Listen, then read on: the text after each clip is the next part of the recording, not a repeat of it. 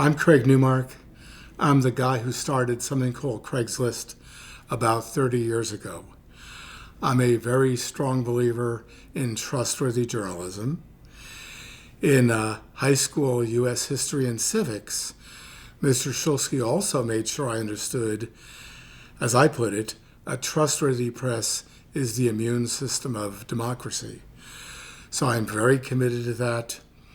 Have a lot of major grantees for journalism, particularly the journalism school at the City University of New York.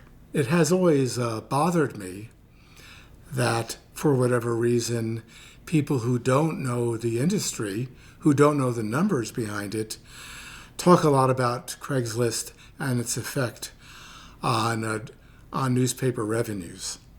Now, for a long time, people have talked about the harmful effect Craigslist had on newspaper revenue and their shrinking.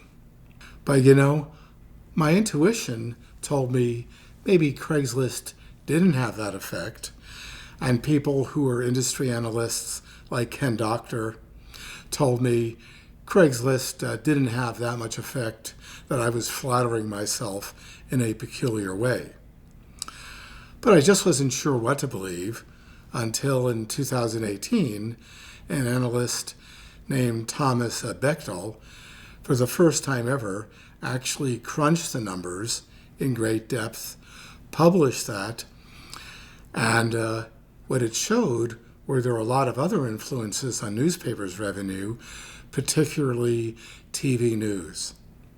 And starting with the advent of TV news, mostly in the early 60s, that's when the revenue for newspapers started dropping precipitously.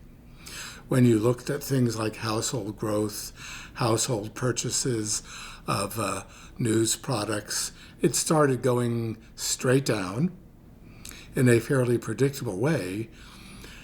The coming of Craigslist wasn't even a blip on that. What happened most was that around 2008, 2009, we had these things called Google and Facebook, and at that point, the decline in newspapers' revenue started getting much worse. So I talked to these guys, Thomas and Ken, and again, they tell me if Craigslist had an effect, they really couldn't measure it.